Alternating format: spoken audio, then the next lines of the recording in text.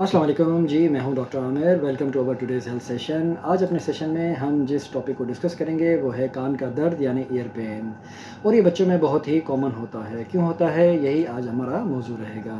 इससे पहले कि हम लोग अपने सेशन का आगाज़ करें, आप लोगों से रिक्वेस्ट है काइंडली हमारे चैनल को सब्सक्राइब कीजिए और अपनी कम्युनिटी में शेयर कीजिए ताकि ज़्यादा से ज़्यादा लोग इससे हेल्थ अवेयरनेस हासिल कर सकें। अच्छा जी, अब आते हैं अपने टॉपिक की तरफ कि ईयर पेन क्या चीज़ है। ईयर पेन को ओटल्जिया भी कहते हैं। एक बड़ी ही पेनफुल सी कंडीशन होती है।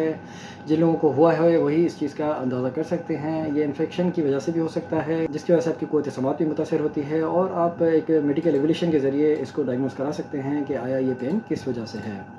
कान में दर्द की जो मेन वजह होती हैं उसमें कई चीज़ें, कई फैक्टर्स शामिल होते हैं। मिसाल के तौर पे अगर आपको कान का इन्फेक्शन होगा तब भी आपको हो जाएगा, या फिर कान के जो पर्दे होते हैं, मिसाल के तौर पे अंदरूनी पर्दा होता है तभी हो जाएगा, या मिडल ओटाइटिस जो होता है, जो दरमियानी पर्दा होता है, अगर उसमें इन्फेक्शन होगा तभी आपको हो जाएगा।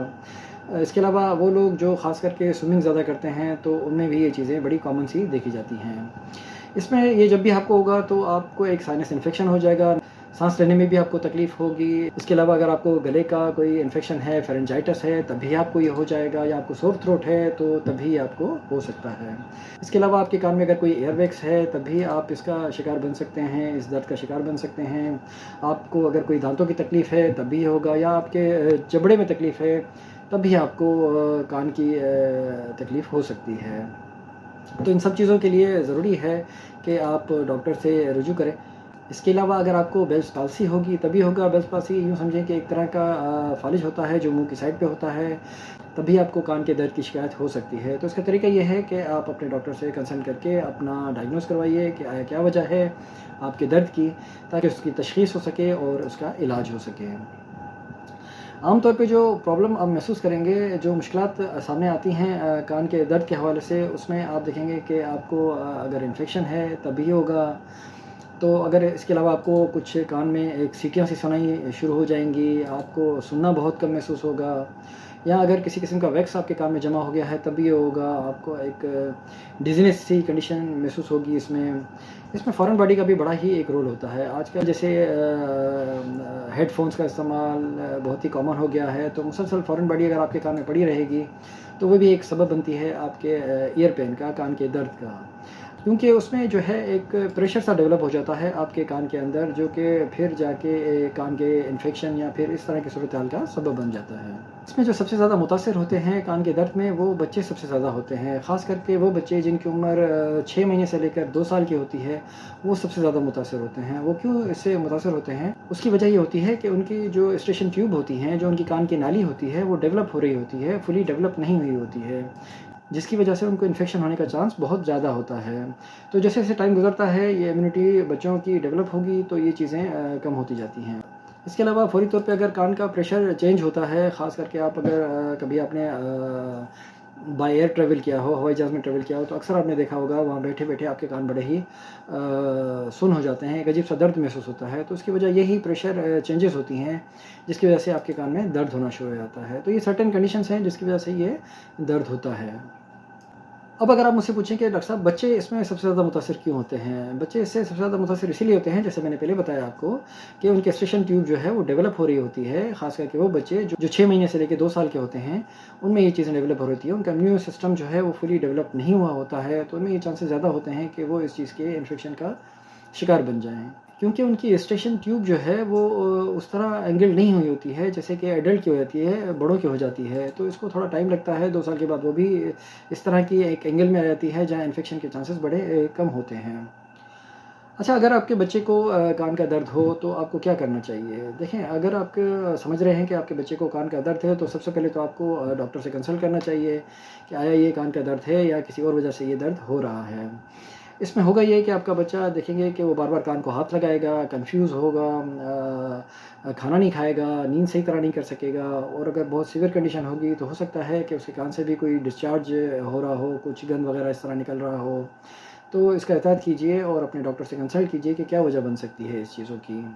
इसके अलावा कुछ बच्चों में आदत होती है कि कोई चीज़ उठा के कान में डाल देते हैं। बच्चे तो क्या बल्कि बड़ों में भी अक्सर ये देखा गया है कि और कुछ नहीं तो माचिस की तीली को ही उठा के वो कान में डाल देंगे और सफाई करना शुरू कर देते हैं, जो कि बहुत ही गलत है।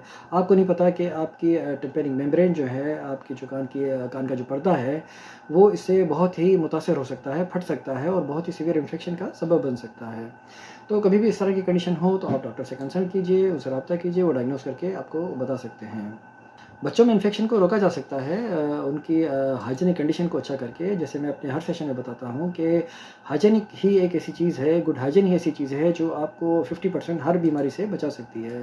आपके है सफाई-सुथराई का ख़्याल करना चाहिए। कोई भी ऐसी चीज़ जो इन्फेक्टेड हो या ख़राब हो, उसको कान में मत डालें, उसको हाथ मत लगाएँ और ख़ास करके वो बच्चे जो 2 साल से छोटे हैं, उनको ब्रेस्ट फीडिंग पे रखिए, उनको फीडर मत दीजिए ताकि इन्फेक्शन के चांसेस कम से कम हों और बच्चों को सांस के इन्फेक्शन से बचाइए ताकि वो कोई ऐसी बीमारी में मुब्तला ना हो जो कि सेकेंडरी जाके आपके कान के दर्द का सबब बने। अपनी सफाई-सुथराई का ख़्याल कीजिए, हाथों को धोया लिया कीजिए, अपने टॉवल को, अपने पर्सनल्स को अलग कीजिए, बच्चों के अलग कीजिए ताकि कोई भी बीमारी इस तरह ट्रांसफ़र ना हो सके। कान की दर्द की अलामत बड़ी मुख्तलिफ होती हैं। इसमें आपको मामूली से लेकर शिद्दत तक का दर्द महसूस हो सकता है और आप जो अगर कोई छोटी-सी आवाज़ भी सुनेंगे तो भी आपको बड़ी भारी आवाज़ लगेगी। इसके अलावा ड्रेनेज भी हो सकती है, कोई गंद वगैरह, कचरा वगैरह हो या वैक्स हो तो वो भी आपको कान से निकलता हुआ नज़र आएगा। अजीब-सी आवाज़ें भी आपको कान में सुनाई देंगी, जिसे हम लोग टिनाइटस कहते हैं। कान के दर्द को डायग्नोज़ करने के मुख्तलिफ़ तरीके होते हैं। सबसे पहले तो ये है कि आपकी एक हिस्ट्री ली जाती है कि आया अगर ये दर्द है तो कब से है और कोई ऐसा सिम्पटम्स या कोई ऐसी चीज़ तो नहीं हुई जिसकी वजह से ये दर्द आपको हुआ है, तो आपके डॉक्टर ही आपको डायग्नोज़ करके बताएँगे कि क्या सबब है आपके दर्द का। इसके अलावा इंस्ट्रूमेंट जैसे ओटोस्कोप हो गया, उससे भी वो डायग्नोज़ करके आपके कान के अंदर देख सकते हैं कि कोई इन्फेक्शन तो नहीं है, कोई वैक्स तो नहीं है। और अगर ये शिद्दत बहुत ज़्यादा बढ़ जाती है तो टेम्पेनोमेट्री इमेजेस के ज़रिए इस चीज़ को देखा जा सकता है कि इन्फेक्शन का काज़ क्या बन रहा है। तो इसमें आपकी मेडिकल इवैल्यूएशन जो है वो बड़ी ज़रूरी होती है। आपके सिम्पटम्स जो हैं वो ही बड़ा कुलीदी किरदार अदा करते हैं इस चीज़ को डायग्नोज़ करने में। अब अगर आपको कान में दर्द है तो आपको फ़ौरन तिब्बी इमदाद क्या देनी चाहिए? देखें अगर आपको कान में दर्द है तो फ़ौरन तिब्बी इमदाद में सबसे पहले तो ये है कि आप कुछ गर्म चीज़ अपने कान पे अप्लाई कीजिए, लेकिन वो वार्म हो, हॉट ना हो, इतना ना हो कि आपकी स्किन जला दें या हद से ज़्यादा गर्म हो। इसके अलावा फ़ौरन तिब्बी इमदाद के लिए आप पैरासिटामॉल का इस्तेमाल कर सकते हैं, ब्रूफिन का इस्तेमाल कर सकते हैं, जो आपको कुछ पेन में रिलीफ़ दे देगी। और कोई भी चीज़ आपको कान में नहीं डालनी है। ये ना सोचें कि उसको कान में डालने से आपके कान का दर्द ख़त्म हो जाएगा और अगर ये शिद्दत बरकरार रहे और साथ में अगर आपको बुखार हो जाए, तो समझ लीजिए कि कोई इन्फेक्शन हो रहा है, तो आपको फ़ौरन डॉक्टर से रुजू करना चाहिए। कान के दर्द से किस तरह बचा जाए, उसकी एहतियात क्या होनी चाहिए, वो आपको जैसे मैंने पहले बताया कि कोई भी चीज़ आपको कान में नहीं डालनी चाहिए, सफाई-सुथराई का ख़्याल करना चाहिए, ऐसी एलर्जीज़ जो ट्रिगर कर रही हैं इस चीज़ को, उससे बचना चाहिए और अगर आपको कोई साँस की प्रॉब्लम है, साँस का इन्फेक्शन है, तो उसको फ़ौरन ट्रीट कराना चाहिए ताकि वो सेकेंडरी काज़ ना बने आपके कान के दर्द के सबब का। वैक्सीनेशन अपनी प्रॉपर कराना चाहिए, बच्चों की वैक्सीनेशन को प्रॉपर कीजिए ताकि वो इम्यून रहें किसी भी किस्म की बीमारी से, किसी डिज़ीज़ से। इसके अलावा अवॉइड किया करें उन लोगों में बैठना जो तंबाकू नोशी का इस्तेमाल करते हैं, क्योंकि सेकंड हैंड स्मोक भी जो है वो भी एक काज़ बनता है आपके ईयर पेन का। अगर आपको कान में दर्द होता है तो उसकी ट्रीटमेंट जो है वो बड़ी मुख्तलिफ होती है, डिपेंड करता है आपके साइन सिम्पटम्स का, आपके लेवल का कि किस तरह का दर्द आपको है, आया वो किसी इन्फेक्शन की वजह से है या बैक्टीरियल है या वायरल है या कोई और रीज़न है। तो ये डिपेंड करता है कि आप किस इन्फेक्शन से दो-चार हैं, तो आपके डॉक्टर ही आपको डायग्नोज़ करके बताएँगे एक्चुअल रीज़न क्या है आपके कान के दर्द का और उसको किस तरह ट्रीट करनी चाहिए। इसमें अगर आप किसी बैक्टीरियल इन्फेक्शन से दो-चार हैं तो आपको एंटीबायोटिक सजेस्ट करेंगे, अगर वायरल है तो उसकी भी वो सिम्प्टोमेटिक ट्रीटमेंट या आपको बताएँगे कि क्या करना चाहिए। अगर आपके डॉक्टर आपको एंटीबायोटिक सजेस्ट करते हैं तो आप जैसे ही एंटीबायोटिक शुरू करेंगे तो 2 से 3 दिन में आपको आराम आना शुरू हो जाएगा, आपके सिम्पटम्स काफ़ी हद तक बेहतर हो जाएँगे, लेकिन मुकम्मल तौर पे आप 7 से 10 दिन में सेहतयाब हो जाएँगे। लेकिन इस चीज़ का ख़्याल किया करें कि आपके डॉक्टर जब भी आपको एंटीबायोटिक दें तो उस एंटीबायोटिक के डोज़ को पूरा किया करें। अक्सर देखा गया है कि जब एंटीबायोटिक हम लोग रिकमेंड करते हैं और पेशेंट को 2 दिन में 3 दिन में आराम आ जाता है, तो वो एंटीबायोटिक बंद कर देते हैं, जो कि बहुत ही गलत है। ऐसा करने से क्या होगा कि वो बैक्टीरिया जिसकी हवाले से आपको एंटीबायोटिक दी गई है, वो एक रेजिस्टेंस बना देगी और बाद में फिर ये एंटीबायोटिक आपको असर नहीं करेगी, फिर हाई डोज पे जाना पड़ेगा। तो ऐसा ना किया करें, जब भी आपको एंटीबायोटिक डॉक्टर्स रिकमेंड करें और जितने दिनों के लिए आपको बताएँ, 5 दिन के लिए, 7 दिन के लिए, व्हाटएवर, तो उस डोज़ को पूरा किया करें, उसको बीच में ना छोड़ा करें, क्योंकि ऐसा करने से आपकी बॉडी के लिए भी अच्छा नहीं है और खुदा न खास्ता अगर आपको दोबारा इन्फेक्शन होता है तब भी आपके लिए अच्छा नहीं होगा। तो ये एक छोटा-सा सेशन था हमारा कान के दर्द के हवाले से। उम्मीद है आप इससे मुस्तफ़ीद हुए होंगे।